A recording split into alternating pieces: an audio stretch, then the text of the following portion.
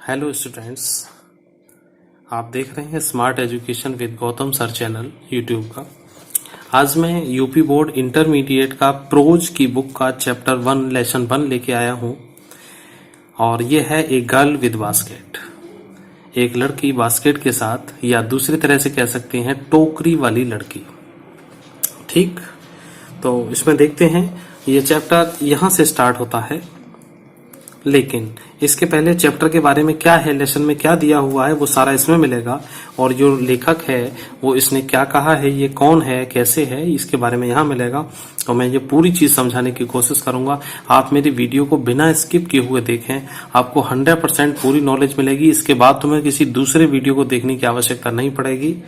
बस थोड़ा सा धैर्य बना के मेरा वीडियो पूरा देखते रहें। तो चलिए स्टूडेंट्स, स्टार्ट करते हैं। देखिए, ये विलियम सी डगलस हैं, ये इसके राइटर हैं। अबाउट द ऑथर, लेखक के बारे में। तो William C Douglas was a जज of the Supreme Court of America.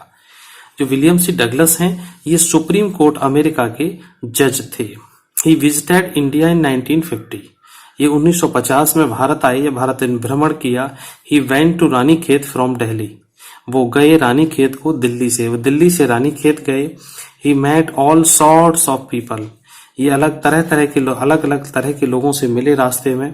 He was greatly impressed, वो बहुत प्रभावित हुए बाई द सेल्फ रेस्पेक्ट, लोगों के आत्मसम्मान के द्वारा, and pride of the people of India, और भारत के लोगों के गर्व की वजह से ये बहुत प्रभावित हुए। तो ये राइटर हैं, ये अमेरिका के सुप्रीम कोर्ट के जज हैं। स्टूडेंट्स, आप समझ सकते हैं सुप्रीम कोर्ट के जज क्या होते हैं, आप लोग समझ सकते हैं इस चीज को। तो जब वो इंडिया आते हैं और देखते हैं तो क्या होता है, जब 1950 में आए, जब हमारे भारत का विभाजन हुआ था और दो टुकड़ों में बट गया था देश, भारत और पाकिस्तान के बीच में, तो उस वक्त की कुछ तस्वीरें हैं कुछ भारतीय, वो देखिएगा। बीइंग ए जज, जज के होते हुए या जज के नाते, William C Douglas was a minute observer. जैसा कि हमने ऊपर बताया कि जज थे, वो जज होते हुए बड़ा माइन्यूट ऑब्जर्वर, बड़ा बारीकी से निरीक्षण किया उन्होंने भारत का है। ऑन हिज वे, अपने रास्ते पर, he saw the plains and jungles, उन्होंने प्लेन जगह भी देखी, जंगल भी देखे, गांव भी देखे। एंड देयर मड हाउसेज, और मड हाउस, मड मीन्स होता है कीचड़, कीचड़ का मतलब मिट्टी, जो मिट्टी से बने हुए मकान होते हैं, मतलब कच्चे घर होते हैं, उनको भी उन्होंने देखा। He visited India after the partition, वे भारत में भ्रमण किया उन्होंने पार्टीशन के बाद, मतलब विभाजन के बाद। ही saw the children of refugee, उन्होंने रिफ्यूजी चिल्ड्रन को भी देखा। जो रिफ्यूजी का मतलब होता है शरणार्थी। थोड़ा सा मैं और बड़ा कर लेता हूं, आपको अच्छी तरह समझ में आएगा। Children of refugees, they descended on him like locusts, जो उसके ऊपर टूट पड़े थे एक टिड्डियों की तरह से। They were selling baskets and fans, जो बास्केट और फैन बेच रहे थे, टोकरी और पंखे।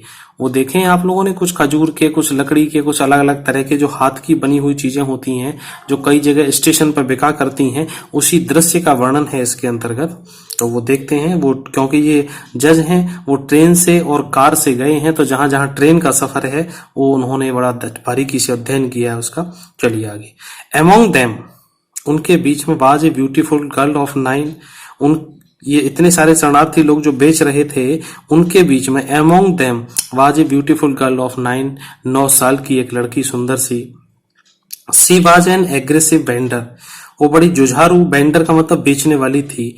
सी deposited some money in her basket, उसने, he deposited some money in her basket, उसने का मतलब राइटर ने, राइटर का मतलब विलियम सी डगलस ने, दिया, डिपोजिट मीन्स दिया या जमा किया, सम धन, कुछ धन उसकी बास्केट में।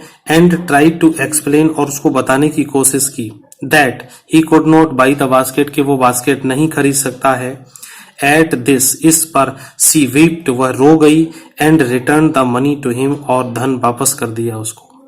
हर pride and lady like graciousness, her pride, उसका जो गर्व है, और महिलाओं की तरह से उसका जो अनुग्रह है, वो इम्प्रेस कर दिया उस लेखक को। ही फेल्ट दैट, उसको महसूस हुआ, द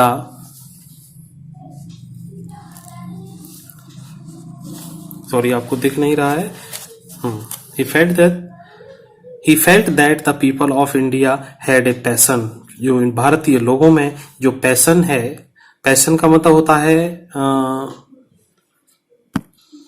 जुनून कह सकते हैं उसको, पैशन फॉर इंडिपेंडेंस, जो स्वतंत्रता के लिए जो जुनून है।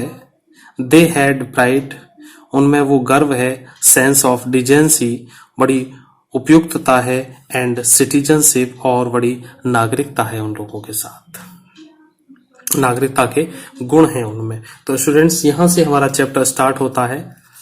और स्टूडेंट्स एक बात और मैं आपको बता दूं, ये मेरे पास थोड़ी सी पुरानी बुक है और नई बुक मेरे स्टूडेंट्स ले गए हैं, इस वजह से नहीं बता पाया मैं आपको, और मैं आपको पढ़ा रहा हूँ। बड़े ध्यान से आराम से देखिएगा, पूरी किताब पढ़ाऊंगा मैं धीरे धीरे, तो इसलिए आप चैनल को सब्सक्राइब कर लें। सब्सक्राइब करने से ये फायदा रहेगा कि मैं जब भी वीडियो डालूंगा आपके पास पहुंच जाएगा, फिर आपको ढूंढना नहीं पड़ेगा, भटकना नहीं पड़ेगा। तो ये आपके हित में, आपके फायदे में है। और अपने फ्रेंड्स को शेयर सब्सक्राइब जरूर कर दें भाई, उनको बता दें। तो आइए इस चैप्टर को देखते हैं। हाँ, तो यहां से स्टार्ट होता है। I had left new Delhi for the Himalayas, मैंने छोड़ दिया दिल्ली को हिमालय के लिए। इसका मतलब मैं हिमालय के लिए चल दिया। I was going as far as Bareilly by train, मैं जा रहा था, आई वॉज गोइंग मैं जा रहा था, as far as Bareilly by train, जहां तक है बरेली तक मैं ट्रेन से जा रहा था, एंड देन, और उसके बाद, then by car to Ranikhet, और बरेली से रानीखेत कार से जा रहा था। तो ये सुप्रीम कोर्ट के जज हैं अमेरिका के, तो कार से जाना भी इनके लिए लाजमी है। An old British army hill station, एक आर्मी का ब्रिटिश पुराना हिल स्टेशन है, located on 6000 foot ridge opposite a 120 mile stretch of snow capped. देखो इस सेंटेंस बड़े बड़े जो आ जाते हैं, इनके थोड़ा सा टुकड़े करना सीखा करो आप लोग। तो मैं वही चीज आपको दिखाऊंगा, क्योंकि आप इंटरमीडिएट में हैं। तो ये यहां से लेके यहां तक का एक पूरा सेंटेंस है, यहां तक का लगभग 3 लाइन ही हो जाती हैं इसकी। तो जैसे I was going as far as Bareilly, जहां तक है मैं बरेली तक जा रहा था, बाई ट्रेन के साथ, then by car to Ranikhet, और उसके बाद रानीखेत कार से। An old British army station, एक पुराने ब्रिटिश आर्मी का हिल स्टेशन था, लोकेटेड माने स्थित है, ऑन 6000 फुट की अपोजिट साइड के किनारे पर है, 120 माइल में फैला हुआ है, और स्नो कैप्ड है, बर्फ से ढका हुआ है, और ये हिमालय का क्षेत्र है। इस तरह से सेंटेंस को तोड़ेंगे तो फिर आप बहुत आसानी से समझ लेंगे। धीरे धीरे मेरे वीडियो अगर आप देखते रहेंगे तो सेंटेंस को तोड़ना भी सीख जाएंगे। ये आपके लिए बहुत बहुत फायदेमंद रहेगा। हाँ जी, the train was slow, train slow थी, and it stopped at all the way stations, train धीरे धीरे चल रही थी, मतलब ट्रेन स्लो थी, एंड इट स्टॉप्ड, और ये रुकती थी, at all the way stations, रास्ते में आने वाले सभी स्टेशंस पर, एट एवरी स्टॉप, हर स्टॉप पर। I swung upon open the door of my compartment, मैं अपने कंपार्टमेंट पे का डोर खोला,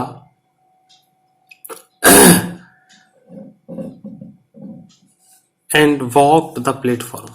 आई swung open the door of my compartment, मेरे कंपार्टमेंट कहते हैं रेल का डिब्बे का दरवाजा खोल दिया करता था हर स्टेशन पर जहां भी वो रुका करती थी, एट एवरी स्टॉप, हर स्टेशन पर, एंड वॉक्ड द प्लेटफॉर्म, और घूमा करता था प्लेटफॉर्म पर। हाँ तो students, walk the platform, platform पर घूमा करता था। कुछ जो आप लोगों ने किसी ने ट्रेन और ट्रेन का सफर किया हो, या जिनके घर रेलवे लाइन के किनारे हो, वो लोग ट्रेन में कुछ ज्यादा सफर करते हैं, बड़ी मस्ती के साथ सफर करते हैं। जहां जहां हर स्टेशन पर गाड़ी रुकती है, वो बालक नौजवान हर स्टेशन पर बाहर उतर जाते हैं और प्लेटफॉर्म का एंजॉय करते हैं, और फिर गाड़ी चलती है तो फिर उसमें चढ़ जाते हैं। वही कुछ नजारा इस तरह से ये सुप्रीम कोर्ट के जज साहब ले रहे हैं, बिल्कुल बालकों जैसा। तो दूसरा पैरा देखते हैं इसका। The platforms were packed with people, जो प्लेटफॉर्म थे वो भरे हुए थे, पैक मींस भरे हुए थे, ठसाठस भरे हुए, ऐसे कह सकते हैं इनको। कौन कौन लोग थे वहां पे? सिख थे, मुस्लिम थे, हिंदू थे, सिपाही थे, व्यापारी थे, प्रीस्ट पुजारी थे, पोर्टर्स मीन्स जो रेलगाड़ी में जो फोर्थ क्लास कर्मचारी होता है, पोर्टर्स जो सामान को ले जाने वाले, ऐसे कह सकते हैं उनको, बेगर्स थे, भिखारी थे, और हॉकर्स जो सामान बेचने वाले होते हैं। ऑलमोस्ट एवरीवन वाज वेयरफुट, लेकिन लगभग सभी थे वेयरफुट, नंगे पैर थे, and dressed in loose white garment, और ड्रेस्ड माने पहने हुए थे ढीला सफेद गारमेंट, सफेद कपड़े कुछ पहने हुए थे, ढीले ढीले। मतलब जो पार्टीशन हुआ था उस समय कोई ज्यादा व्यवस्था अच्छी नहीं थी, जिसको जो मिल गया उसने वही पहन लिया। तो I would ask at least 3 people before, मैंने पूछा होगा एट लीस्ट कम से कम 3 लोगों से, बिफोर आई कुड फाइंड पहले मैंने 3 लोगों से पूछा होगा, आई कुड फाइंड मैं पा सका, वन हु स्पोक इंग्लिश, जो एक आदमी जो इंग्लिश बोलता था। इसका मतलब उसने 3 लोगों से पहले पूछा, तब वो जाके उनमें से कोई एक आदमी मिला जो इंग्लिश बोलता था। वी वुड टॉक, हमने बातें की, world affair and every major topic, और जो देश के बड़े मुद्दे होते हैं, major topic, the news of the day produced, और रोजाना की जो न्यूज प्रोड्यूस होती है उन पे, इन दिस वे, इस प्रकार। I was trying to get, मैं कोशिश कर रहा था, to get a feel of the pulse of the nation, try to get feel, महसूस करने की कोशिश कर रहा था, the pulse of the nation, pulse of the nation का मतलब देश की धड़कन, देश की धड़कन का मतलब उन देश की जनता के मन के अंदर की आवाज को जानने की कोशिश कर रहा था ये writer. Checking opinion against official attitudes and reports, checking opinion और उनका मत जानने की कोशिश कर रहा था, अगेंस्ट माने खिलाफ, ऑफिशियल एटीट्यूड एंड रिपोर्ट्स, जो ऑफिशियल जो दृष्टिकोण है वो क्या है, ऑफिशियल जो रिपोर्ट है वो क्या है, क्योंकि पब्लिक जानती है कि गवर्नमेंट कैसी चल रही है और क्या है। स्टूडेंट्स, ये स्टोरी बहुत मस्त है, बहुत अच्छी है, बहुत इंटरेस्टिंग है, बस आराम से ऐसे मस्ती करते हुए आप पढ़ते रहिएगा, और मैं आपको एक एक शब्द समझाते हुए पढ़ा रहा हूँ। वीडियो थोड़ा सा बड़ा हो जाएगा, लेकिन आप धैर्य के साथ, मेरा निवेदन है कि आप लोग इसको पूरा देखेंगे, ध्यान से देखेंगे, अच्छी तरह देखेंगे, तब आपको पूरा समझ में आएगा। और शायद इस वीडियो को देखने के बाद आपको YouTube पे कोई दूसरा वीडियो देखने की आवश्यकता नहीं होगी, क्योंकि मैं इस तरह से एक एक शब्द करके पढ़ा रहा हूँ। द रूट ले through one of the richest of India's agriculture area, जो रूट था, जो रास्ता था, वो जाता था ले through one of the richest, जो भारत के सबसे अधिक धनी कृषि क्षेत्र, कृषि एरिया से होकर निकलता है वो रास्ता। This was the plain of the upper Ganga river, ये था जो हमारी अपर गंगा रिवर है उसके प्लेन, मैदानी भाग का एरिया था। 1000 feet above sea level but tropical, 1000 feet ऊपर समुद्री लेवल से था, बट ट्रॉपिकल था। ये ट्रॉपिकल का मतलब होता है गरम, तो ट्रॉपिकल गरम था, लेकिन ये गरम था। 1000 फीट। स्टूडेंट्स, आप अगर ज्योग्राफी के स्टूडेंट्स हैं, तो साइंस के स्टूडेंट हैं, तो आप जान सकते हैं कि समुद्र लेवल से हर जगह की पृथ्वी पर ऊंचाई नापी जाती है, और ना पता हो तो YouTube पे किसी दूसरी जगह से देख लेना, या कोई ज्योग्राफी के टीचर हो तो बताएंगे इसका पैमाना क्या होता है। मैं आपको बताऊंगा तो फिर यहाँ पे बीच में लंबा हो जाएगा। तो समुद्र तल से हर जगह की ऊंचाई अलग अलग हुआ करती है, तो उस जगह पे 1000 फीट की ऊंचाई थी, लेकिन वो एरिया गर्म था। The Ganga was brown silt, जो गंगा थी वहां से वो बह रही थी बिल्कुल सिल्ट, मटीली सी, मिट्टी जैसी बहाव के साथ। स्वलो विद फ्लड, और जो उसका पानी था वो बिल्कुल बाढ़ से बिल्कुल उफनता हुआ सा था, flood waters. It's overflow inundating thousands of acres rice, it's overflow, उसका जो बाढ़ का बहाव जो था, ओवरफ्लो था, ओवरफ्लो बाढ़ का, इसकी जो बाढ़ थी वो inundating thousands of acres of rice, जो हजारों एकड़ चावल की फसल को ढक रही थी। ठीक, मतलब ढकने का मतलब है जो इसकी मिट्टी के साथ पानी आ रहा था या पानी मिट्टी के साथ आ रही थी, वो धान की फसल के ऊपर मिट्टी की परत सी जमा देती थी जो उसको ढक दिया था पूरे को। टू द नॉर्थ वर जंगल, और नॉर्थ में जंगल थे। ग्रेट एक्सपेंसेस ऑफ ग्रास, बड़ी बड़ी ऊंची ऊंची घास। Higher than a man's head, एक आदमी के सिर से ऊपर की। And unbroken except for an occasional clump of trees.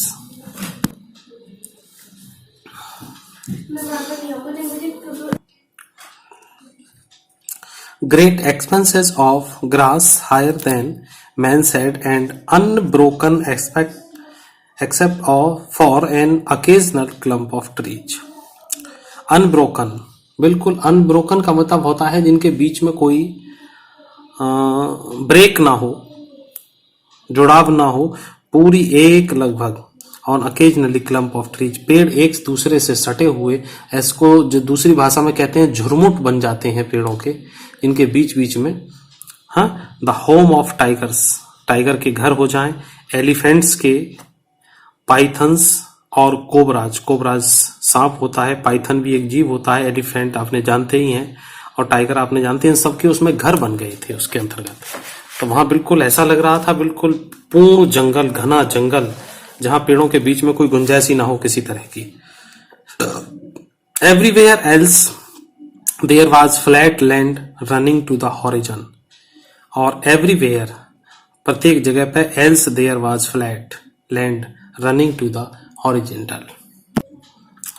Everywhere else, else का मतलब होता है सिवाय, उन हर जगह उनके सिवाय, सॉरी, देयर वाज फ्लैट, सारी जगह बिल्कुल फ्लैट लैंड थी, मैदान था। Running to the horizon, running to the horizon का मतलब होता है दूर तक बिल्कुल साफ दिखाई दे, जिसमें क्षैतिज विस्तृत दिखता हो।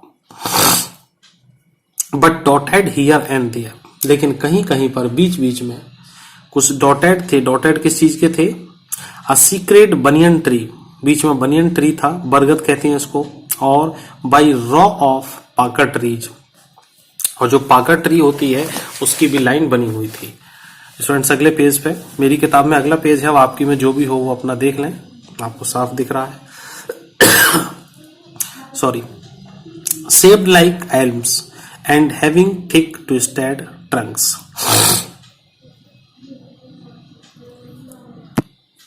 तो जो पाकर के पेड़ हैं उनकी लाइन लगी हुई है shaped like elm. एल्म एक प्रकार का एक कांटेदार पेड़ होता है, उसी की तरह से ये है। And having thick twisted trunk, और कुछ पेड़ ऐसे हैं जो घुमावदार हैं, उनकी जो ट्रंक है वो बड़ी घुमावदार है। हॉट ह्यूमिड एयर, गर्म और ह्यूमिड वाली, ह्यूमिड होते हैं ह्यूमिडिटी वाली, जो जिसमें उमस नमी उष्ण एयर होती है। Was moving in the form the south west, वो किधर से आ रही है हवा? From the south west, south west का मतलब साउथ होता है दक्षिण पश्चिमी से चलने वाली हवा बह रही थी। Monkey some of them mothers with babies clinching to them and writing underneath, जो मंकीज थे, सम ऑफ देम मदर्स, उनमें से कुछ मंकी की मदर थी, विद बेबी, जो अपने बच्चों के साथ, क्लिंचिंग टू देम, उनके ऊपर उछल कूद कर रही हैं, राइटिंग अंडरनीथ, कहीं नीचे ऊपर दौड़ रहे हैं, बंदर इधर से उधर उछल कूद करते हैं। स्विंग ऑफ, स्विंग का मतलब होता है पेड़ों पर झूलना, tree. At the station looking for food, और स्टेशन पे कुछ खाने की तलाश या खाने को देख रहे हैं, कि जैसे जैसे ट्रेन आती है, आपने कभी नजारा देखा हो ट्रेन का, तो स्टेशन के पास कुछ बंदर आ जाते हैं, जहां पे कुछ यात्रीगण उनको कुछ डाल देते हैं, और बंदर उसी की तलाश में रहते हैं कि अगली ट्रेन कब आएगी। द विलेजेस वी पास्ट, जो गांव हमने पास किए, had walls made of mud mixed with water and cow dung, जो गांव जहां से हम लोग गुजरे, we passed had walls made of mud, उनकी जो दीवारें थी मड मिक्स्ड थी। मड मिक्स्ड में कीचड़ मिक्स का मतलब मिट्टी से बनी हुई थी, विद वाटर पानी, और काउ डंग, काउ डंग का मतलब गाय के गोबर के साथ बनी हुई थी। देयर पीक्ड रूफ, जो उनकी ऊंची, पीक माने होती है ऊंची नुकीली, रूफ छत थी, वर थैस्ड बंडल ऑफ ग्रास, वो बंधी हुई थी घास की बंडल के साथ, मतलब घास की गठरी के साथ। ऐसा है स्टूडेंट्स, यहाँ भारत में जो थोड़े से गांव क्षेत्र के अंतर्गत होते हैं, छप्पर टाइप के बन जाते हैं ना उसको, अब वो शायद अमेरिका में है कि नहीं है छप्पर हम नहीं जानते, लेकिन हमारे भारत में तो छप्पर से है ही होते हैं। तो उसके ऊपर घास के बंडल से इस तरह से बांध दिए जाते हैं, टाइट टू बेम्बो, बांस के साथ बांध दिया जाता है, पोल्स और स्ट्रेस्ड अक्रॉस द रेफ्टर्स। तो इधर उधर चारों तरफ से खींच के तान के बांध दिए जाते हैं। उस छप्पर का जिक्र इन्होंने किया है। दैट दे उस दिन द पंपकिन वाइन, दैट जो पंपकिन होता है हमारा काशी फल, कद्दू, कद्दू की जो वेल है, दैट ग्रू ओवर देम, और वो इसके ऊपर फैली हुई है। बहुत से घरों में छत पे कहीं काशी फल, लौकी, तोरई की जो बेल घुमा देते हैं उसके ऊपर बो देते हैं। तो उसी का वर्णन है, pumpkin vine that grew over them. Pumpkin vine, vine का मतलब होता है उसकी बेल, वो उसके ऊपर ग्रू बढ़ रही है, over them were in bloom, bloom का मतलब फूलना, फलना, फल रही है trailing streaks of yellow over drab walls, और उनकी दीवारों के ऊपर येलो येलो फूल आ रहे हैं उस बेल के। तो स्टूडेंट्स थोड़ा सा धैर्य बनाए रखें, और मेरे ख्याल से मुझे लग रहा है कि आप लोगों को अच्छा लग रहा होगा, क्योंकि ये लंबा चैप्टर होता है तो थोड़ा सा धैर्य के साथ ही देखना होगा, क्योंकि ये आपके कोर्स में है, पहला चैप्टर है, और इससे बोर्ड के एग्जाम में जरूर जरूर क्वेश्चन आते हैं। मैं आपको एक्सप्लेनेशन भी करवाऊंगा, क्वेश्चन आंसर भी करवाऊंगा। बस आप चैनल को सब्सक्राइब करें, देखते रहें, और कोई भी चीज हो, क्वेश्चन कभी भी आप मेरे कमेंट बॉक्स में पूछ सकते हैं, मैं आपको जरूर जरूर जवाब दूंगा। Don't worry students. और देखिए आपका इंटरमीडिएट का साल है, आपके एग्जाम होते होते अभी कोरोना वायरस का टाइम चल रहा है, और उसके बाद जैसे ही आपके एग्जाम वगैरह खत्म होंगे, उससे पहले मैं इंग्लिश स्पीकिंग कोर्स की पूरी सीरीज तैयार कर दी है मैंने, और उसके बाद आप लोगों के साथ इंग्लिश कन्वर्सेशन और आपको इंग्लिश बोलना सिखाएंगे। At the end of this year we will teach you how to speak English with the communicating skills with your friends and relatives, so you can make your impression on others. Okay students, so now come on the next stanza. At one station my routine of talking, at one station, एक station पर my routine of talking with the people, मेरे बात करने का routine था लोगों के साथ, was interrupted, कुछ रुक गया। इंटरप्टेड का मतलब होता है व्यवधान पड़ जाना, कुछ रुक जाना उसके अंतर्गत से। As soon as I alighted, a group of young children gathered around me. As soon as, जैसे ही, I alighted, जैसे ही मैं, alighted का मतलब होता है नीचे उतरना। ग्रुप ऑफ यंग चिल्ड्रन, एक जवान बच्चों के ग्रुप ने, गैदर्ड अराउंड मी, मुझे चारों तरफ से घेर लिया या पास में इकट्ठे हो गए। दे वर सेलिंग बास्केट्स, वो बास्केट बेच रहे थे। हैंड वूमन, हाथ की बनी हुई थी। रीड बास्केट, रीड बास्केट भी थी विद सिंपल डिजाइन, सादा डिजाइन की थी। एंड पैटर्न्स, पैटर्न्स का मतलब होता है सादा तरीके से बनी हुई थी। दे हेल्ड द बास्केट्स हाई, वो उठा रहे थे बास्केट को ऊंची ऊंची करके, और शाउटिंग वर्ड्स, और कुछ कह रहे थे। शाउटिंग वर्ड्स, कुछ चिल्लाते हुए आवाज, जैसे स्टेशन पे आपने देखा हो कुछ बेचने वाले जो आवाज लगाते हैं, तो वही उस जज को वहां पे दिखाई दिया होगा। जज का मतलब विलियम सी डगलस, इस चैप्टर का writer. I did not know, मैं नहीं जानता, बट कन्वेइंग अनमिस्टेकेबली देयर डिजायर, ये राइटर खुद स्वीकार करता है, डिड नॉट नो, मुझे नहीं पता कि वो लोग क्या कह रहे हैं, बट कन्वेइंग मतलब वो अपना मैसेज कन्वे कर रहे हैं, अनमिस्टेकेबली मतलब बिना किसी गलती के, देयर डिजायर, उनकी डिजायर। और हर विक्रेता की एक डिजायर होती है कि मेरा सामान है उसे कोई खरीद ले। दीज वर रिफ्यूजी चिल्ड्रन, ये रिफ्यूजी चिल्ड्रन थे। When partition between India and Pakistan was decreed, ये रिफ्यूजी चिल्ड्रन थे जब पार्टीशन हुआ था बिटवीन इंडिया और पाकिस्तान का। डिक्रीड के माने पाकिस्तान का, दोनों का बंटवारा हो गया था। 100,000, हजारों सैकड़ों की संख्या में लोग पुल्ड अप देयर रूट्स, अपनी अपनी जड़ जमीन सब छोड़ चुके थे। एंड चेंज देयर रेजिडेंसेज, और अपने स्थान, निवास स्थान भी उन्होंने बदल दिए थे, क्योंकि तमाम पाकिस्तान की क्षेत्र से रहने वाले लोग इधर हिंदुस्तान में आ गए, और तमाम हिंदुस्तान के लोग पाकिस्तान में चले गए थे। स्टूडेंट्स, आपने इससे संबंधित एक जो फिल्म आई हुई थी पुरानी, मैं तो नहीं देखता, पता नहीं क्या नाम है उसका, मुझे याद आ रहा है, गदर। उस फिल्म में भी कुछ इसी तरह से दिखाया गया है, पार्टीशन की पूरी कहानी है। तो आप लोग को अभी पढ़ाई में कभी मिल जाए फुर्सत चलते फिरते तो चाहे तो आप देख सकते हैं। 9 million people left Pakistan, 9 million लोगों ने पाकिस्तान को छोड़ दिया एंड केम टू इंडिया, और इंडिया आ गए हैं, driven by the fear of religious fanaticism. Driven माने भागे या चले या आए, वो किस लिए, धार्मिक उन्माद ना हो जाए, कोई धार्मिक विवाद ना हो जाए, इसलिए अपने क्षेत्र में कहीं भी वहां जहां इनको सुकून मिल रहा हो वहां चल रहे हैं। कुछ लोग यहाँ के यहाँ रहे, वहां के वहां रहे, कुछ लोग इधर से उधर हुए, तो उसी में बहुत सारा भटकाव पैदा हो गया। देवर पुअर पीपल, वे लोग गरीब लोग थे, टू स्टार्ट विद, और उन्होंने अपनी जर्नी को स्टार्ट किया था, देवर पुअर, वे और ज्यादा गरीब हो गए। As they began their long track, जब उन्होंने लंबे ट्रैक पे चलना स्टार्ट किया, for all they could carry was a bit of food, जो कुछ वो लेके चल सकते थे वो एक थोड़ा सा था, was a bit of food, थोड़ा सा खाना था, एंड फ्यू बिलोंगिंग्स, और कुछ घर की चीजें थी उसमें। सून देवर आउट ऑफ फूड, जल्दी ही वो खाने से अलग हो गए, खाने से आउट हो गए का मतलब हो जाता है कि खाना उनका खत्म हो गया। A few days after they started, और कुछ दिनों के बाद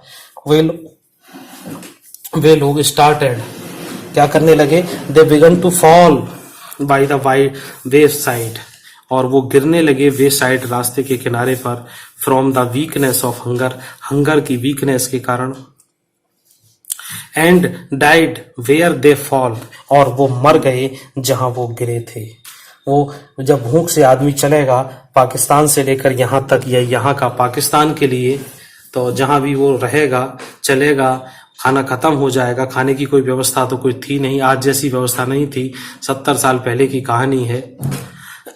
उस समय देश में बहुत ज्यादा गरीबी थी, भारत और पाकिस्तान दोनों ही देश ज्यादा समृद्ध नहीं थे, देश तो एक ही जैसा था, ज्यादा समृद्ध नहीं थे, ज्यादा व्यवस्था नहीं थी, तो लोग जहां जहां गिरे मरे वहीं पर रह गए, और इनके बच्चे जो बचे हुए थे किसी तरह से वो जहां जहां पहुंच गए वो रिफ्यूजी हो गए, वो शरणार्थी हो गए। तो उन्हीं में से कुछ बच्चों की ये कहानी है, बहुत ध्यान से पढ़िएगा, बड़ा इंटरेस्ट आएगा आपको, और पुरानी चीजें आपको देखने सुनने को मिल रही हैं, और वो भी एक अमेरिकन सुप्रीम कोर्ट के जज के कलम के द्वारा लिखी हुई हैं सब। द चिल्ड्रन सेलिंग बास्केट्स, वो बच्चे बेच रहे थे टोकरी, were sons and daughters of these refugees, और वो थे रिफ्यूजी माने शरणार्थी बच्चे थे।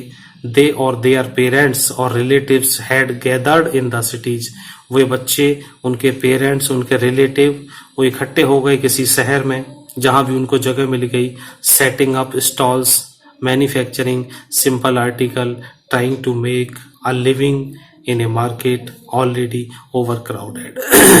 स्टूडेंट्स थोड़े लंबे लंबे सेंटेंस हो जाते हैं, देखो ये 3.5 लाइन का पूरा सेंटेंस है, धीरे धीरे इसको थोड़ा करो।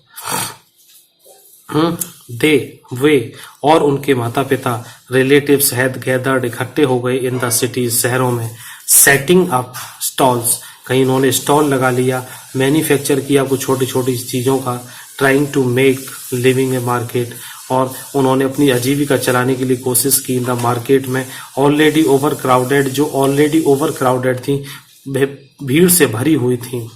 They lived in cloth and grass sheds, और वे रहते थे कपड़े और घास के शेड में, कोई मकान नहीं था। दैट लाइंड द स्ट्रीट, और वो एक लाइन में स्ट्रीट में। The peasants among these refugees had been accustomed to little all their lives, for the annual income of an agriculture family does not an average exceed $100 a year। देखो लंबे लंबे sentence दिए हैं जज साहब ने। The peasants among these refugees, तो बड़े बड़े सेंटेंस को स्टूडेंट्स इस तरह से तोड़ने की कोशिश किया करो। They lived in cloth and grass shed, वो कपड़े और उसकी घास की झोपड़ी में रहते थे।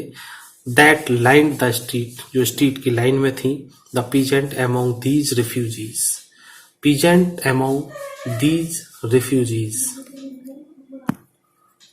तो अमोंग दीज रिफ्यूजीज, इन शरणार्थियों के बीच जो पीजेंट थे, मतलब किसान लोग जो थे, हैड बीन एक्स्टम टू लिटिल, उनको आदत हो गई है एक छोटे से खर्चे में, ऑल देयर लाइव्स, अपनी जीविका कमाने के लिए।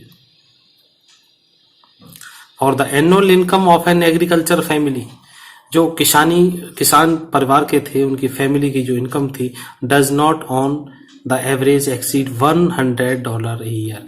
एक साल में $100 भी नहीं कमा पाते, $100 से भी कम रहता होगा इनका। तो ये अमेरिकन राइटर हैं, तो $100 में उसको गिनते हैं, और आज के रेट में आप कैलकुलेशन कर सकते हैं, $1 बराबर 70 रुपए करीब के होता है। The average unskilled labourer, average means औसतन, अनस्किल्ड मीन्स होता है जिनको कोई स्किल ना हो, काम करने का कोई हुनर ना हो जिनके पास, लेबरर श्रमिक, मेक्स 30 सेंट्स ए डे, वो 30 सेंट एक दिन में मुश्किल से कमा पाते हैं, और लेस देन $2 से वीक, और पूरे वीक में $2 से भी कम हो जाता है। There is 1 meal a day, और दिन में एक समय का एक भोजन होता है, और भोजन में क्या होता है, एन ऑनियन एक प्याज, एक पीस ऑफ ब्रेड एक रोटी, ए बाउल ऑफ पल्स एक जो दाल होती है, एक कटोरा दाल, विद मिल्क और दूध के साथ, परहप्स ए बिट ऑफ गॉट चीज, और शायद ए बिट एक थोड़ा सा बकरी का चीज मिल जाता होगा। बकरी के चीज का मतलब है बकरी के दूध का पनीर। अब अमेरिका में शायद इस तरह का मिलता होगा। नो टी नो कॉफी, कोई चाय नहीं, कोई कॉफी नहीं, कोई फैट नहीं, फैट का मतलब घी, कोई मिठाई नहीं, और कोई मीट नहीं, कोई मांस का टुकड़ा नहीं। ठीक, ये अमेरिकन लोग कुछ मीट खाते हैं तो उसका जिक्र इन्होंने यहाँ पे भी किया है, तो क्योंकि उनके खाने में डेली कंपलसरी भी रहता है लगभग। $100 ए ईयर, $100 एक साल में, इज नॉट $2 ए वीक, और $2 एक वीक में भी नहीं। Yet even that small amount is hard to earn, और ये छोटा सा अमाउंट अर्न करना बाय सेलिंग बास्केट्स, इन टोकरियों से बेच करके छोटा सा अमाउंट इकट्ठा करना, टू पीपल टू पुअर, ये लोग हैं, too poor to buy them, और इन सब चीजों को खरीदना। दैट नो डाउट, कि कोई संदेह नहीं है, is the reason these little children, के इन छोटे बच्चों का कोई रीजन नहीं है, descended on me like locusts, ये छोटे छोटे से बच्चे हैं, इनका कोई, तो ये राइटर कहता है कि छोटे छोटे बच्चे हैं, ये इतना सारा खाने पीने का सामान कैसे खरीदेंगे, क्योंकि ये लोग रिफ्यूजी हैं, इनका कोई घर परिवार अर्निंग का कोई साधन नहीं है। सो कहता है that no doubt is the reason these little children, ये छोटे छोटे बच्चे हैं, इनका कोई संदेह नहीं है, चिल्ड्रन डिसेंडेड ऑन मी, ये मेरे ऊपर इस तरह से टूट पड़ते हैं, लाइक लॉकटस, लॉकटस मीन्स होता है टिड्डियों की तरह से। स्टूडेंट्स, आप लोगों में से कोई कभी कहीं गए हों, लाल किला, ताजमहल या कहीं पर, वहां पे आपने देखा होगा कुछ अंग्रेज आते हैं, और वहां के कुछ स्थानीय बैगर जो होते हैं, भिखारी, उन अंग्रेज के ऊपर बहुत जल्दी इम्प्रेस होते हैं और उनसे कुछ मांगने की कोशिश करते हैं। ठीक है, ये क्या दर्शाते हैं कि अंग्रेजों के पास बहुत सारा पैसा है और ये 200 रुपये तुरंत दे जाएंगे इनको, और भारतीय लोगों के पास ये लोग नहीं जाते हैं, क्योंकि भारतीय इनको 5, 10, 20 रुपये दे के भगा देता है। वहां से इनको 100-200 रुपये मिल जाते हैं, तो ये भिखारी वहां पे इंग्लिश तक बोलते हैं और उनको इम्प्रेस कर लेते हैं किसी तरह से, और उनसे अच्छा खासा धन ले लेते हैं, बहुत सारे गिफ्ट भी दे जाते हैं अगर कोई काइंड हार्टेड आ जाता है तो वही हाल यहाँ पे हुआ है कि टिड्डियों की तरह उसके ऊपर टूट पड़े। इन्होंने देखा कि कोई विदेशी आदमी है तो ये बहुत कुछ हमसे खरीद लेगा। I an American was doubtless, देखो इसने जहां जिक्र कर दिया कि उनकी नजर में क्या था, डाउटलेस, एक अमेरिकन आदमी है, the most promising market they had seen, कि उन्हें ये लग रहा था कि बिल्कुल आशाजनक खरीदार मुझे मिल जाएगा, जाने कितना खरीद लेगा, इसलिए ऐसा मुझे देखा उन्होंने। आई बॉट वन टाइनी बास्केट, मैंने खरीदी एक छोटी सी बास्केट, टाइनी मीन्स छोटी basket, for a few annas, कुछ आना में। स्टूडेंट्स, ये आना हमारा भारतीय मुद्रा है। आपके घर में कोई बड़े बुजुर्ग पिताजी या बाबा हो तो वो जानते होंगे, ये आना होते हैं, और 1 रुपये बराबर 16 आना होता है। 25 पैसे बराबर 4 आना। घर में किसी बाबा दादी से पूछना कि हमने आज एक वीडियो देखा और उसमें एक आना, पेन चल नहीं रहा, एक आना को हमने देखा जो उन्होंने बताया है कि 25 पैसे में 4 आना होता है, तो 1 रुपये में 16 आना होते हैं, उन्हें तुरंत पूछिएगा। स्टूडेंट्स, इसीलिए मैं कह रहा हूं मेरे वीडियो को लाइक, शेयर, सब्सक्राइब जरूर करें। मैं आपको हर एक छोटी छोटी जानकारियां भी दूंगा जो आपको हर जगह से नहीं मिलेंगी। तो इसलिए मेरे वीडियो को बहुत अच्छी तरह से ध्यान से देखें। क्वेश्चन आंसर भी मिलेंगे आपको, एक्सप्लेनेशन भी मिलेगा आपको। एक्सप्लेनेशन करने का ऐसा तरीका आपको दूंगा कि आपके 8 में से 8 नंबर आएंगे। आप बिल्कुल निश्चिंत रहें। कमेंट बॉक्स में मुझे बताते रहें, शेयर करते रहें, लाइक करते रहें। बस मेरा चैनल आप फैलाते रहिए चारों तरफ, ताकि सभी स्टूडेंट्स, मैं चाहता हूं कि मेरी तरह से सीखते रहें। दोबारा देखो, I bought one tiny basket for few annas. कुछ आना में मैंने एक छोटी सी बास्केट खरीदी। एनोदर फ्रूट बास्केट, दूसरी फल की basket, for a bite more, और भी कुछ और। A beautiful waste papers basket for a rupees, और एक सुंदर सी वेस्ट पेपर्स की बास्केट किस रुपीज के लिए खरीदी। ये पेपर की बास्केट नहीं है, वो बास्केट है जिसमें कुछ वैसे पेपर रखे जाते हैं, ठीक है। ए लवली स्विंग बास्केट, एक ये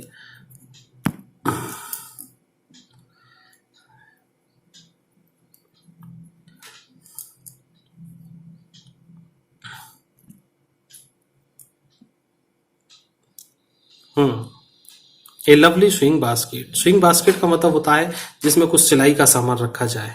फॉर ए रुपी, उसने 1 रुपए में करीब इसको खरीद लिया। A few fans for an anna, आना आ गया यहाँ पे। एक कुछ पंखे खरीद लिए कुछ आना पैसे में, और 2 अ पैसे, और 1-2 पीस और खरीद लिया उसने। माई आर्म्स वर फिल्ड, मेरी ये बाहें भर गईं। And I had spent not 50 cent, उसने 50 सेंट भी खर्च नहीं किए, उसकी बाहें भर गईं दोनों साइड से, उसने बहुत सारा सामान खरीद लिया। द चिल्ड्रन प्रेस्ड इन, और बच्चों ने और दबाव बनाया। साउटिंग देयर वियर्स, और अपनी सब चीजों को ऊपर उठाते हुए उन्होंने आवाज लगाई। आई वाज ए प्रिजनर, मैं एक कैदी की तरह से बन गया। कंप्लीटली सराउंडेड, चारों तरफ से घिर गया। अनेबल टू मूव, मैं हिल भी नहीं सका। The most intelligent aggressive vendor was a beautiful girl of 9 right in front of me.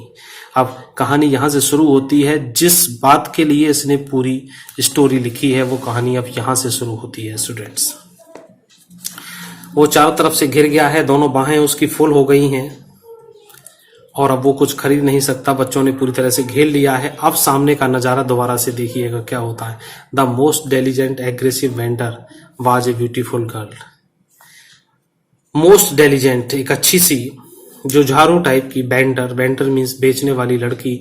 Was a beautiful girl, एक सुंदर सी लड़की। ऑफ 9 साल की थी। Right in front of me, बिल्कुल मेरे सामने खड़ी हुई थी। She had a lovely basket, उसके पास एक लवली बास्केट थी। विद हैंडल, हैंडल के साथ थी। एंड सी वांटेड ए रुपी, और 1 रुपया चाहती थी उस बास्केट के लिए। And A half for it, और कुछ आधा रुपया भी इसके लिए। 1 और हाफ का मतलब 1.5 रुपए में। और अबाउट 30 सेंट्स, या 30 सेंट चाहती थी। इस लाइन से महसूस होता है कि 1 रुपया बराबर 20 सेंट के था। तो स्टूडेंट्स देखिए, 1950 में हमारा 1 रुपया बराबर अमेरिकन 20 सेंट के बराबर था। अमेरिका के 20 सेंट बराबर 1 रुपया। तो हमारे भारतीय मुद्रा उस समय बहुत मजबूत थी। She was an earnest pleader, earnest pleader का मतलब उसने बड़ी आग्रह किया है। There were tears in her eyes, उसकी आंखों में आंसू थे। She had pleaded and begged in tones, और उसने बड़ी प्ली किया। प्ली का मतलब आग्रह करना। इन बेग्ड इन टोन्स, और उसकी टोन में कुछ इस तरह का था। That would ring any heart, जो किसी की भी दिल को हिला दे। रिंग मीन्स हिला दे, किसी के भी दिल को हिला दे। उसने कुछ इस तरह से कुछ कहा होगा उसके सामान को खरीदने के लिए। स्टूडेंट थोड़ा सा हो रहा है, बड़े आराम से बस धैर्य बनाए रखें। मैं आपको पूरा एक एक शब्द पढ़ा रहा हूं, और मुझे उम्मीद है कि आप लोगों को बहुत अच्छा समझ में भी आ रहा होगा। स्टूडेंट्स बीच में एक चीज और बताऊंगा मैं आपको, जो हमारे विदेशी राइटर लिख के गए हैं, इन चीजों पर बड़ा फोकस करें। हम लोग भारतीय हैं और भारतीय होने का गर्व महसूस करें, और इस गर्व की कहानी अभी आगे आने वाली है। मेरे वीडियो को बिल्कुल लास्ट सेकंड तक देखना। मैं आपके साथ कुछ वार्तालाप भी करूंगा इस चैप्टर के अलावा, तो इसलिए आप वीडियो को पहले से ही बंद ना कर दें। माई आर्म्स वर फुल, मेरी बाहें भर चुकी थी या भरी हुई थी। माई आर्म्स वर फुल, मेरी बाहें भर गई थी सामान ले लेके।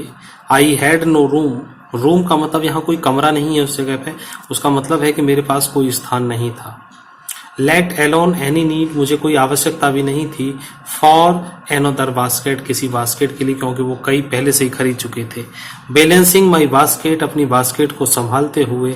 The fence on my left arm, left arm में, लेफ्ट हाथ में सारी चीज़ों को संभालते हुए। I reached into my right coat, मैं राइट कोट की पॉकेट पर पहुंचा। And got a handful of change, और मैंने एक मुट्ठी भर के कुछ चेंज मीन्स रेजगारी का पैसे निकाले। परहप्स 15 सेंट, शायद 15 सेंट रहे होंगे इन ऑल, कुल मिलाकर। विच आई डिपोजिटेड इन द बास्केट, और जो मैंने उस बास्केट में रख दिए, जमा कर दिए। That the young girl held imploringly, जो यंग लड़की जो मेरे ऊपर उसको दिखाए हुए थी, बिफोर मी, मेरे सामने। आई ट्राइड टू एक्सप्लेन, मैंने कुछ बताने की कोशिश की। That I could not buy the basket, कि मैं उसकी बास्केट को नहीं खरीद सकता। But extended the gratuity as substitute, इसके बदले में मैं उसे कुछ उपहार दे रहा हूँ। आई रियलाइज्ड एट वंस, मुझे उस समय ऐसा महसूस हुआ। वाट ऑफेंस आई हैड डन, कि मैंने क्या गलत कर दिया, क्या अपराध कर दिया। दिस चाइल्ड ऑफ 9, ये 9 साल की लड़की, ड्रेस्ड इन रेज, फटे हाल कपड़ों में, and on the edge of starvation, और भुखमरी के कगार पे थी। कगार का मतलब एज, और स्टरवेशन मीन्स भुखमरी के पे। रेज्ड हर चिन, अपनी ठोड़ी को उठाते हुए। रीच्ड इनटू द बास्केट, और वो बास्केट में पहुंचती है, या अपने हाथ को बास्केट में डालती है। And with all the pride, और उस गर्व के साथ। And graciousness of the lady, और लेडी के स्वाभिमान की तरह से। Handed the money back to me, और उसने जो मैंने धन दिया था उसने मुझे वापस कर दिया। तो देखिए स्टूडेंट्स, उस 9 साल की लड़की ने उस जज का दिया हुआ पैसा सारा वापस कर दिया है, जबकि वो भुखमरी के कगार पे हैं। तो भारतीय लोगों का गर्व देखिए यहाँ पर, कि 9-9 साल के बच्चे भी किसी की भीख स्वीकार नहीं करते हैं। There was only one thing, तो उस समय केवल एक ही चीज थी। आई कुड डू, जो मैं कर सकता था। आई बॉट दैट बास्केट, मैंने वो बास्केट खरीद ली। सी वाइप्ड हर आईज, उसने अपनी आंखें पोंछी। स्माइल्ड, मुस्कुराई। And dashed down the platform, और प्लेटफॉर्म से नीचे चली गई। हेडेड फॉर सम ग्रासेस हट, शायद उन घास की बनी हुई झोंपड़ियों में। That would have at least 30 cents that night, और उस रात के लिए उसके पास 30 सेंट हो गए होंगे। तो स्टूडेंट्स अगला पैरा देखिएगा इसका। स्टूडेंट्स यहाँ पे आ गए हैं, बस थोड़ा सा और बचा है, इतना थोड़ा सा और धैर्य बनाए रखें। मैं आपसे एक बार फिर गुजारिश करूंगा कि मेरे चैनल को अपने सभी फ्रेंड्स के, अपने परिचितों के पास जरूर भेजें। इतना फैलाएं इसको, इतना पॉपुलर कर दें कि मुझ तक एहसास हो जाए कि हाँ ये चैनल फैला हुआ है, और स्पेशल स्टूडेंट्स मुझे इतना प्यार, इतना सम्मान दे रहे हैं। शायद मैं इतनी मेहनत कर रहा हूँ, उसका शायद मुझे इतना रिवार्ड आप लोग जरूर देंगे। I told this story to prime minister. अब ये जज साहब वहां से लौटने के बाद रानीखेत वगैरह घूमे होंगे, और उसके बाद लौट के पहुंचते हैं दिल्ली में। प्रधानमंत्री उस समय थे जवाहरलाल नेहरू, उनके पास। अब ये अपनी पूरी स्टोरी को उनको बताते हैं। फिर देखिए यहाँ से, I told this story to prime Minister Pandit Jawaharlal Nehru. मैंने यह स्टोरी पंडित जवाहरलाल नेहरू को बताई। आई टोल्ड हिम, मैंने उनको बताया। इट वॉज वन रीजन, कि मेरे पास ये एक कारण था। I had fallen in love with India, और मैं इंडिया के प्यार में इस तरह से गिर गया, या मुझे इंडिया से प्यार हो गया। The people I saw in India, जो लोग मैंने देखे भारत में। स्टूडेंट्स, जब सुप्रीम कोर्ट का जज 1950 में, आज से 70 साल पहले, भारत को देखकर भारत के गर्व को महसूस किया उसने, तो आज हमें भारतीय होने पर गर्व जरूर होना चाहिए, क्योंकि हम लोग भारतीय स्वाभिमानी होते हैं। ये वो जज भी लिख चुका है इस चीज को। The people of India, the people I saw in India, जो भारतीय लोग मैंने भारत में देखे हैं। दोज इन द विलेज, जो गांव में थे। एज वेल एज दोज, वो भी। इन हाई ऑफिसेज, हाई ऑफिस में भी है। बोथ प्राइड, सबके पास है, अपना गर्व है। And lively sense of decency and citizenship, और both pride and lively sense. Pride means उनमें गर्व था, स्वाभिमान था, अच्छा व्यवहार था। डिसेंसी एंड सिटीजनशिप, नागरिकता थी और सुयोग्य व्यवहार भी था। They also have a passion for independence, और उनमें स्वतंत्रता के लिए एक जुनून भी था, लालसा भी थी।